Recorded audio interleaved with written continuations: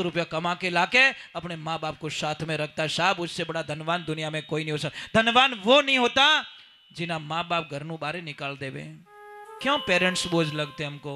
सभी आप लोगों से हाथ जोड़ के वंदना करता हूँ।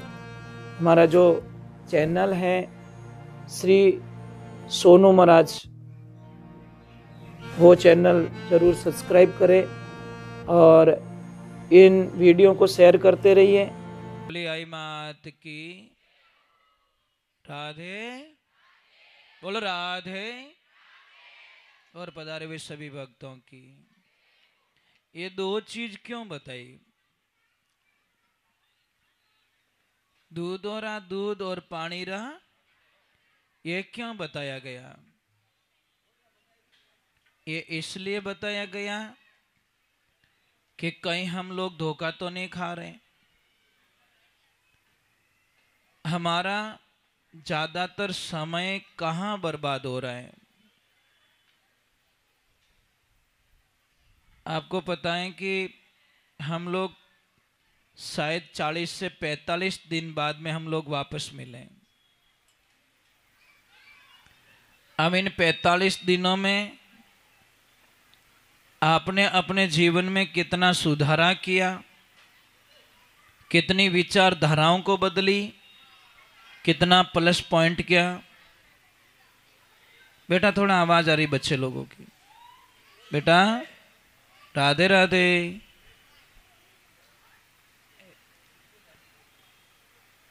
ये समझ में आना चाहिए। कई लोगों को हम देखते हैं कि जैसे ही कहीं बस में बैठे होते हैं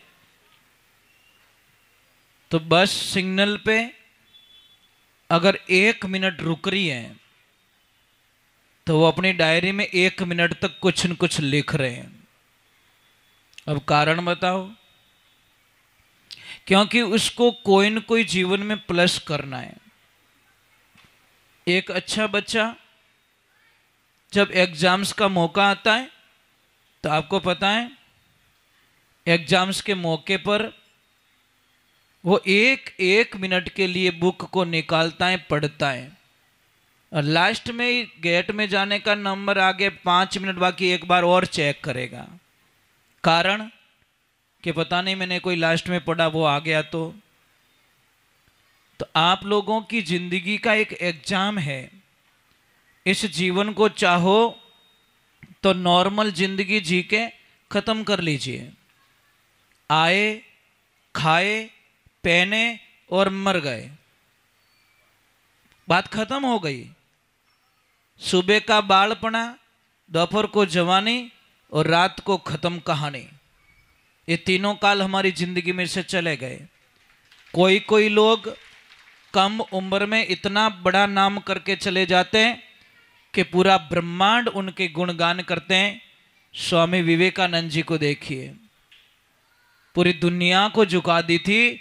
जहाँ पे 0 रेट पे उनको नंबर दिया गया कि लास्ट में इनको नंबर दिया जाए, पर उनकी वाणी के तेज ने उन सारे लोगों को मंत्र मुक्त कर लिया और उन्होंने 0 से हीरो बन के वापस आए 1893 में शिकागो से। आपके अंदर बहुत शक्तियां हैं, आप अपनी शक्ति को नहीं पहचान पा रहे हो।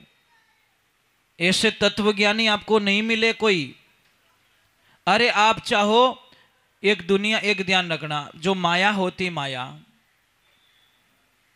आप माया के पीछे जितने भागोगे वो दूर जाएगी। ऐसा काम करो माया आपके पास में आए। पर आएगी कब? एक काम करना, प्रयोग करना है आपको, तो अपनी छाया के पीछे दौड़ना। छाया हाथ में नहीं आएगी। उस छाया को पीछे बुलाना तो क्या करना पड़ेगा? उल्टा घूमना पड़ेगा कि अब तू मेरे पीछे दौड़, मैं तेरे पीछे नहीं दौड़ूंगा, तू मेरे पीछे दौड़। हम संसारिक संसाधनों के पीछे दौड़ गए, हम अपनी खोज नहीं कर पा रहे। मुझे तो इतना बता दो, आप बता सकते हो आप कौन हो? आप यही बताओगे मैं फलानी हूं, फलाने की बेटी हूं, फलाने का बेटा हूं, मारो मारवाड़ में वो गांव है, वो इतो ही लफड़ो याद है, पर सत्य एड्रेस है तू कौन, कहां से आया, कहाँ को जाए समया, भाई तू कौन देश से आया, कहाँ का है तू, ये तो मृत्यु लोक में तेरा मिलन हुआ है, परंतु सत्य क्या कहाँ से आया, वो कभी खोज की हम लोगों ने, हम खोज नहीं कर सकते, क्योंकि वो चेतना हमारे में जागृत नहीं हुई है। सुरेश भाई साहब, अब वो थारी मारी ऊंचा नहीं आवो तो खोज कद करो। हमारा प्लानिंग तो यही कि उसको नीचा कैसे दिखाऊं, बस उसको नीचा कैसे दिखाऊं। अरे ये मत कर, तू इतना ऊपर बन जा। कोई राजा था, राजा ने पूरा प्लान बना दिया कि सुबह का टाइम है, गेट खुलते ही जो आदमी नगरी में जिस चीज को हाथ लगाएगा वो चीज उसकी हो जाएगी। तो रात को लोग 12 बजे आके बैठ गए गेट पे। कोई बोला मैं घोड़े को हाथ लगाऊंगा, कोई बोलेगा रथ को हाथ लगाऊंगा, कोई बोलेगा मैं उसको हाथ लगाऊंगा, वो चीज मेरी हो जाएगी। अबे सुबह का टाइम, जैसे ही गेट खुला, राम राम राम, सारी भीड़ दौड़ रही है। राजा ऊपर से दृश्य देख रहा, वाह रे वाह भगवान वाह, क्या लीला तेरी। कोई किसको पैर दे रहा है, कोई पापा आवे तो पापा नहीं भजीड़ मेल जावे, भम आ करो डोकरा अटको करो बच में, मारत भी ने हाथ लगानी। अब वहां पे पापा मम्मी भी नहीं दिख रहे हैं। एक छोटी सी गुड़िया ऐसी, वो सबसे लास्ट में आई, सबसे लास्ट में आई, और छोटे छोटे नन्हे नन्हे कदमों से चढ़ते चढ़ते राजा के कक्ष में चली गई, और राजा के कक्ष में जाके राजा को ही हाथ लगा दिया, राजा को ही हाथ लगा दिया। राजन ने बोला ऐसा क्यों किया, कि राजन आपका वचन है कि जिसको जो हाथ लगाएगा वो उसका हो जाएगा। कि हाँ मैंने आपको हाथ लगा दिया, आप मेरे हो गए ना। कि हाँ, तो राजन ये बताओ ये नगरी किसकी है, कि मेरी। तो मैंने आपको हाथ लगाए, आप मेरे हो गए तो ये नगरी मेरी हो गई, नहीं तो फालतू दौड़े रिया है, फालतू का बड़ा बड़ कर रहा है। मैंने मैन एक नंबर को दबा दिया, और एक नंबर से अनेक होता है, तो शरणागति उसकी लो ना। कौन, वो कौन है, वो हमारा परमात्मा, जो ईश्वर, जो आप लोग खोज नहीं कर पा रहे हो। इन्हीं वास्ते मैं नहीं कहता कि पैसे मत कमाओ, पैसे कमाओगे तो संसार चलेगा, पर पैसे में ज्यादा डूबना सबसे बड़ी मूर्खता है, उसका अहंकार करना सबसे बड़ी मूर्खता है। अहंकार मत कीजिए, किसने दिया और कहां जाएगा। देखो ये लक्ष्मी है, छोटी सी बात है, मैं कह रहा हूं आपको। अभी थोड़ी देर पहले ये नोट आपके पास में थी, अब आ गई थाली में, समझ में आ रहा नहीं, अब मालिक नहीं हो इसके, चेंज हो गए, और कुछ टाइम बाद में ये कहीं और चली जाएगी, कुछ टाइम में अपने और चली, जिसकी जेब में चली गई वो ही उसका मालिक, चाहे कि कमाया पता नहीं किसने, पर जेब में किसके हैं वो ही उसका मालिक होता है। इसीलिए ध्यान रखो, राम दड़ी चौड़े पड़ी हिलमिल खेलो डाव, ऊंच नीच का भेदभाव नहीं जीते सो ले जाए। एक बार मेरे भगवान से प्रेम करके देखो। हम नहीं कहते घर छोड़ दो, हम नहीं कहते कि गृहस्थी जीवन छोड़ दो, क्योंकि भगवान श्री कृष्ण गीता में कह रहे हैं दूसरे अध्याय में जाओ और 18 अध्याय में वापस आओ। ये दोनों सूत्र अपना रहे, जाओ तुम्हारा गृहस्थी जीवन बसाओ, तुम पैसे कमाओ, तुम्हारे को जो करना वो करो, परंतु लास्ट में 18वें अध्याय में बोला अब तू धाप गो रेवे तो अब पाछो ठाणे आजा भाई, ये कहा गया है। फिर भी हम लोग नहीं समझते। बोलिए श्री भगवान की। शास्त्र में कहीं परिवार को छोड़ने की बात नहीं बताई, कहीं पे भी विधान नहीं है। कई लोग कहते तो परिवार छोड़ियो, ये इनका पर्सनल मामला भाई। परिवार छोड़ने के बाद में संसार का भला होना चाहिए, मतलब तो यही होना चाहिए। चलो भगवान के चरणों में जाते हैं और ईश्वर के चरणों में जाते हैं। बोलिए श्री भगवान की। एक तो हमारे घरों में अब तुलसी मैया की पूजा कौन कौन करते हो आप लोग? बहुत अच्छी बात है, पूजा करते हो। शाम के टाइम में हमेशा दीपक जलाना बहुत जरूरी होता है, संध्या काल में, सुबह नहीं, संध्या काल में माँ तुलसी को। अच्छा है, तुलसी कौन थी? इसका अगला जन्म क्या था? नहीं पता। ये वृंदा नाम की लड़की थी जो जिसके नाम से वृंदावन बसा है। क्या बसा? वृंदावन किसके नाम से? ये तुलसी मैया के नाम से वृंदावन, जहां पे भगवान ने बहुत सारी लीलाएं की है। तो ये बातें बताने में बहुत समय लगता है, समझने में। आप यहाँ तो बहुत सुन रहे हो, ध्यान से सुन रहे हो, मुझे बहुत अच्छा लग रहा है, परंतु इसको फॉलो करोगे कि नहीं करोगे, ये समस्या सबसे बड़ी बात है। अगर यहाँ पे सुन रहे हो और घर पे जाके आगे जाके भूल गए तो शायद ये जो समय हमारा नष्ट हो जाएगा। समय की कीमत कीजिए।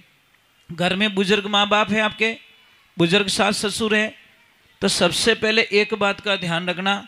बच्चे लोगों को एक सलाह दे रहा हूं आपको, बच्चे लोगों के लिए सबसे सेफ जगह कौन सी है? दादा और दादी। बाई चांस कभी मम्मी बेलन लेके पीछे पड़ जाए ना, आप दादी माँ की गोद में जाके बैठ जाओ, मम्मी की औकात नहीं तुमको झापट रख सके, क्योंकि वो सेफ चले गए। दादी की गोद में गया पीछे मम्मी बेलन मार सके नहीं। मंदिर में जाओगे तो भी पड़ जाएगा, कहीं जाओगे तो भी पड़ जाएगा, अपने दादी की गोद में जाओगे तो हाँ दादी बैठी है आजा। तो आपको सेफ जगह बता रहा हूं, सबसे बढ़िया जगह दादाजी, अच्छी जगह है। दादाजी के पास में जाइए, पुराने अनुभवों का कुछ ज्ञान मिलेगा। जिस घर में दादा दादी का आशीर्वाद मिलता है ना, वो बच्चे हमेशा सक्सेसफुल हो जाते हैं। और एक ध्यान रख, जो मैं एक छोटी सी बात बताऊं, चलो एक बार जय बोलो, बोलिए श्री भगवान की। एक आदमी था, छोटे बच्चा हुआ, उस टाइम में उसकी मां की मौत हो गई।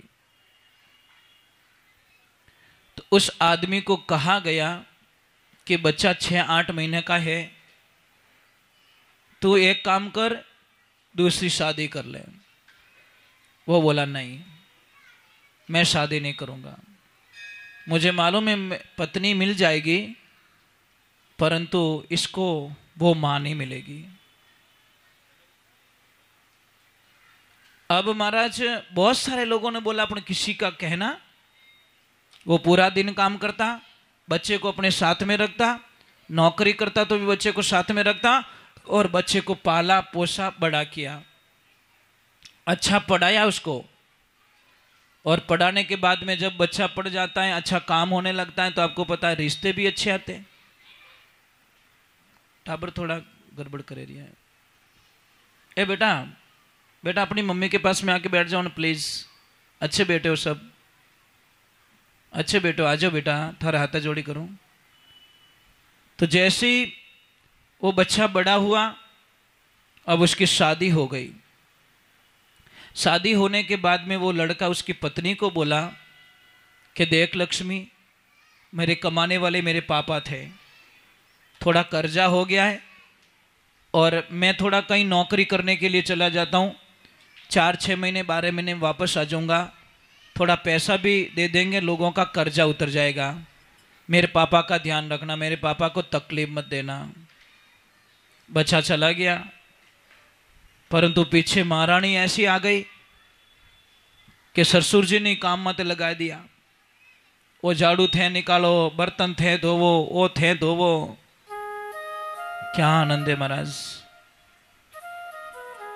दादा ने बोला ऐसा काम तो शायद मुझे नहीं पता था कि ये मेरी हालत होगी। तो ससुर जी ने बोला कि देख बिदनी, ये तो अत्याचार मत कर। तो वह बहुत चिल्लाती थी। तो उनको अपने बेटे पे इतना गर्व था उस दादा को कि देख आने दे मेरे बेटे को, मैं सारी बातें सुनाऊंगा। परंतु कभी कभी मन करता था कि मैं छोड़ के चला जाऊं, रहूं नहीं। पर छोटा सा पोता था घर पे, उस पोते में दादा का जीव फंसा हुआ था कि मारे इन टाबर रो कहीं रही, मैं इन्हें बिना नहीं रह सकूं। बिदनी रा ताना सुनता, बिदनी रो नाना प्रकार री यातना सहन कर लेते, परंतु उस पोते के लिए दादा उस घर को छोड़ के नहीं जा रहे थे। रोज कहती तू अटी बढ़ जाए, अटी बैठो रही जाए, तू चला जा यहां से, ओछे शब्दों में बोलती थी वो, पर रो के काम चला देते थे। वक्त आता है, समय ने करवट ली, जब बेटा आता है, बेटा प्रणाम करके, पिताजी ने सोचा होगा कि मैं मेरे बेटे को कुछ बताऊं, उससे पहले ही वो प्रणाम करके अंदर चला गया। और अंदर महारानी ने ऐसी ऐसी बातें बता दी पापा के प्रति।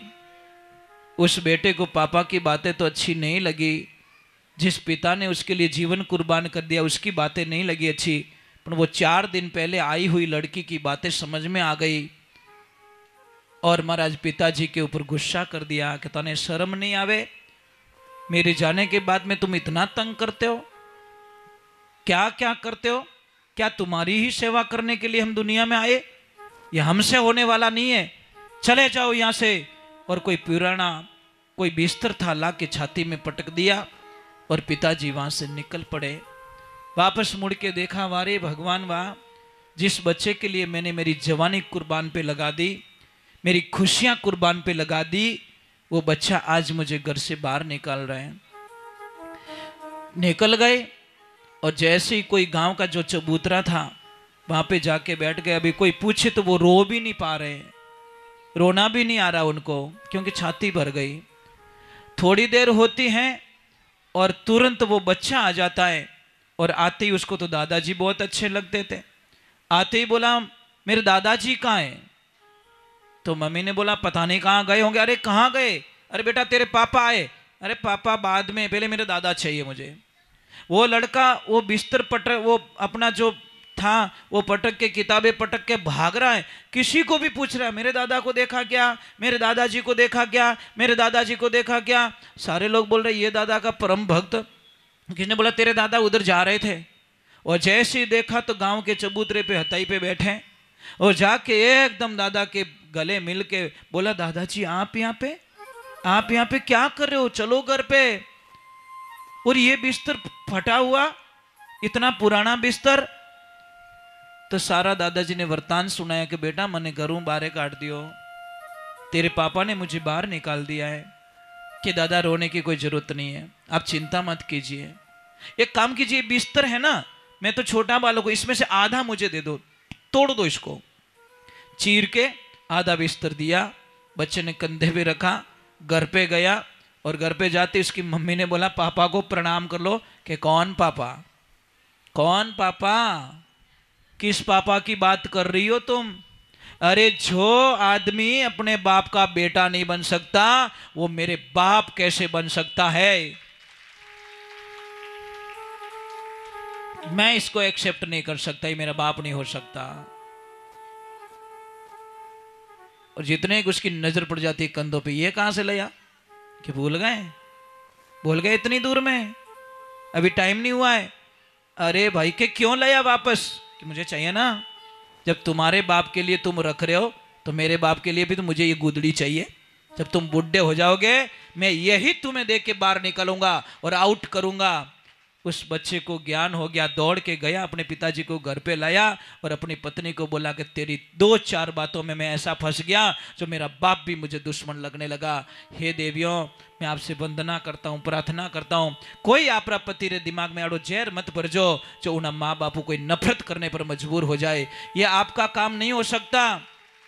एक अच्छे घराने की लड़की लड़के के दिमाग में ये बातें कभी नहीं डालती कि तुम्हारी मम्मी अच्छी नहीं है, तुम्हारे पापा अच्छे नहीं है। ये अच्छे घराने की लड़की कभी नहीं कहेगी, उसको पता है कि मेरे पति को इसके पापा भी चाहिए और मैं भी चाहिए हूं। एक लड़का क्या करेगा, इन्हें माँ बाप भी चाहिए और इन्हें उन्हें पत्नी भी चाहिए, वो दोनों तरफ फंस जाता है, कहाँ जाएगा बेचारा। इन्हें वास्ते आपका सपोर्ट चाहिए। अगर आपका सास ससुर कुछ भी बोल देवे तो आपको दिमाग में रखना कि मेरे पापा मम्मी है तो हका करे और नहीं रहे तो कुण करे। ये दिमाग रे माने जिन दिन आ जावेला उन दिन आप जीवन धन्य बन जावेला, इनमें कोई शंका नहीं है।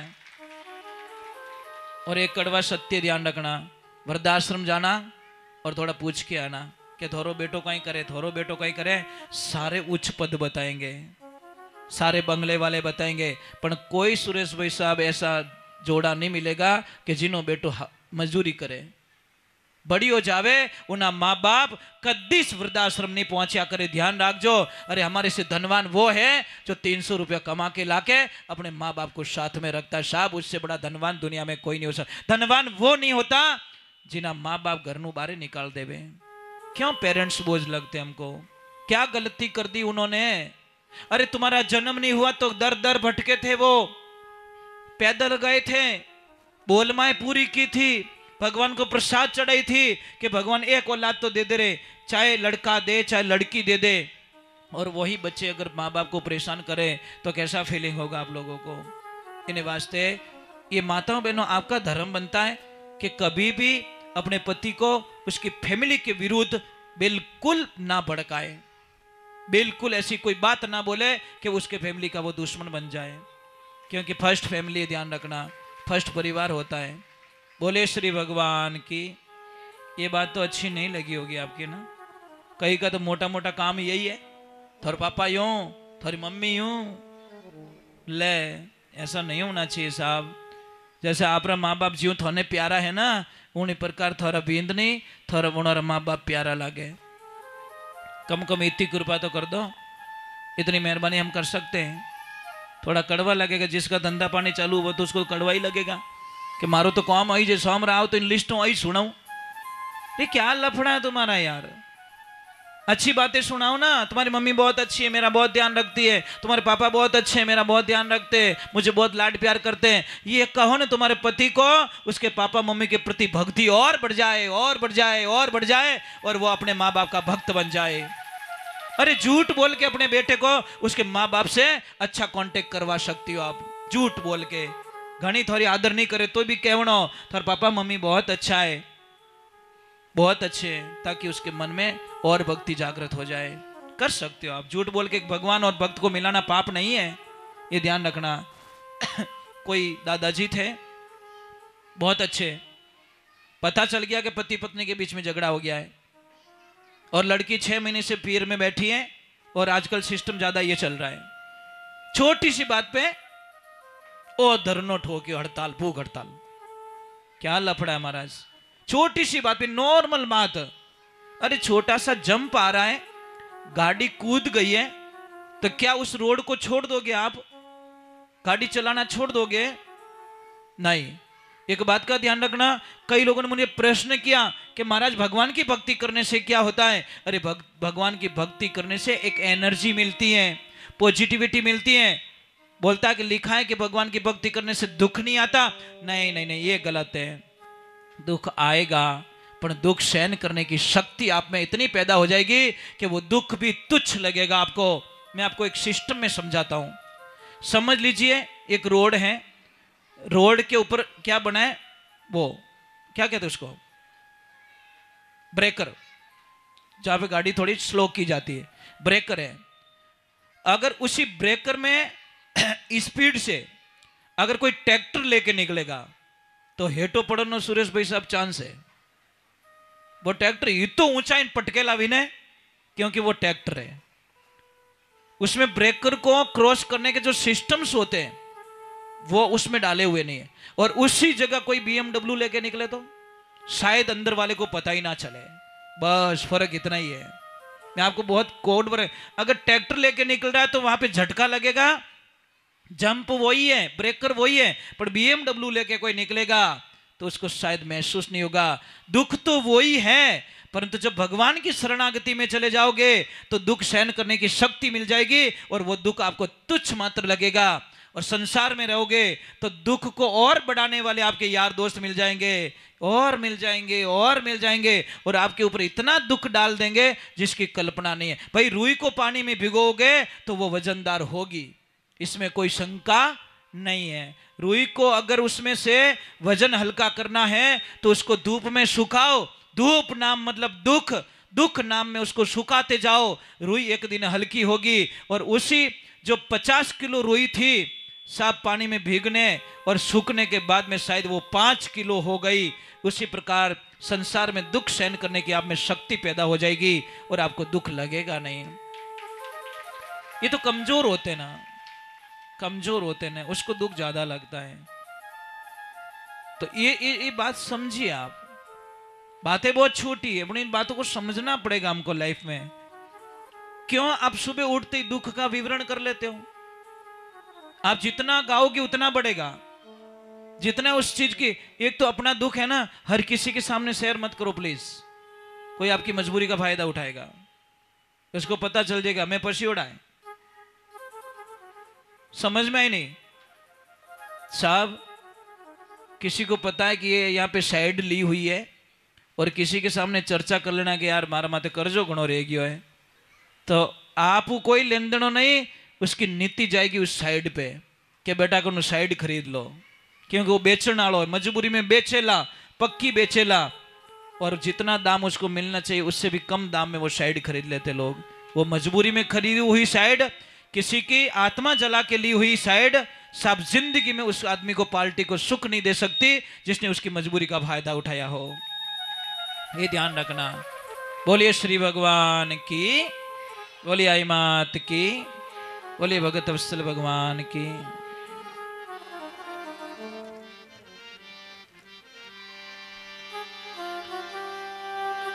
हो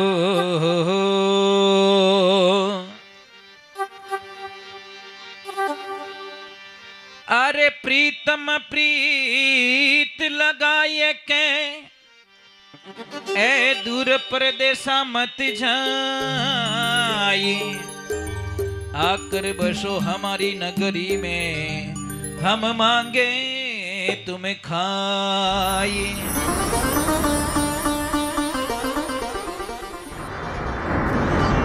विश्वास कैसा होना चाहिए? एक हिरणी गर्भवती, प्रसव का टाइम हो गया, डिलीवरी का समय हो गया, जंगल में आग लग चुकी है, चारों तरफ आग। उसने सोचा कोई सेफ जगह पे जाऊं, मेरे बच्चे को जन्म दे दूं। पर जैसे दौड़ी दौड़ी गई तो एक सरोवर दिखा, पानी दिखा, झाड़ियां भी दिखी। उसने बोला ठीक है, यहाँ जगह सेफ है, यहाँ मैं बच्चे को जन्म दे देती हूँ। पर जैसे ही बच्चे को जन्म देने की तैयारी हुई तो सामने देखा तो शेर खूंखार भरी नजरों से उस हिरणी को देख रहा है। हिरणी ने बोला मर गई मैं तो। इधर देखूं शेर खड़ा, उधर देखूं आग लग रही, इधर देखूं पानी भरा, और सामने जाने का आइडिया लगाए तो सामने शिकारी बराबर निशाना लेके खड़ा है।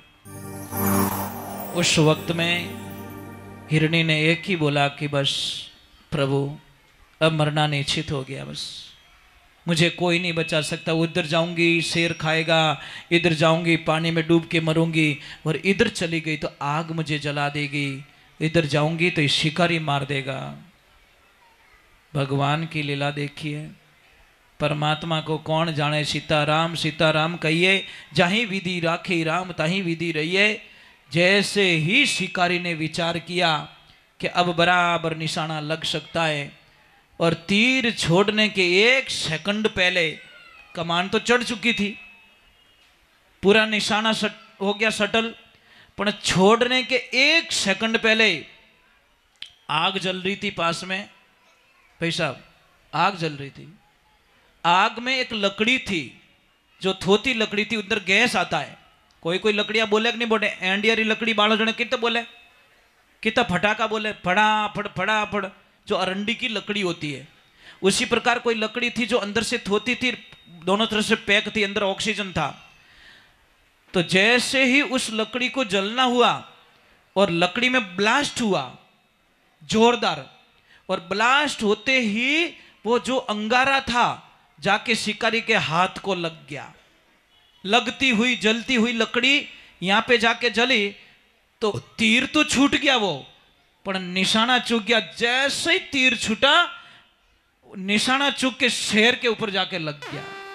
वारे भगवान वाह, वारे कृष्ण वाह। अग्नि के रूप में भगवान आए और निशाना चुका दिया, शिकारी का तीर भी चला गया और शेर भी मर गया। इन्हें वास्ते भगवान माते विश्वास रखनो पड़ेला। कोई न कोई रूप रे मायने भगवान आवेला, आपरी रक्षा करेला, परंतु उसके रूप को आप नहीं जान पाओगे।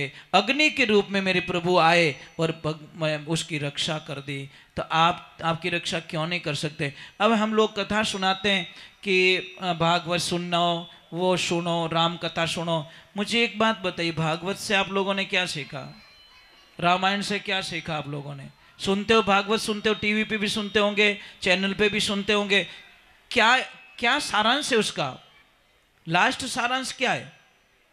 हम कथा सुन के सुख मांगना चाहते हैं, पर ये पता नहीं जिसमें जो रोल था भगवान श्री कृष्ण का, उन्होंने पूरी भागवत में सुख किस दिन देखा ये मुझे बता देना।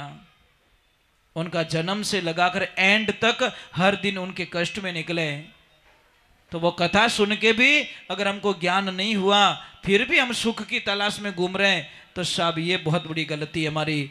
वो हमारे को जीना सिखाती, कथा में जीना सिखाती, एक्टिविटी एनर्जी होती है। बोले श्री भगवान की, बोले माता पिता गुरुदेव की।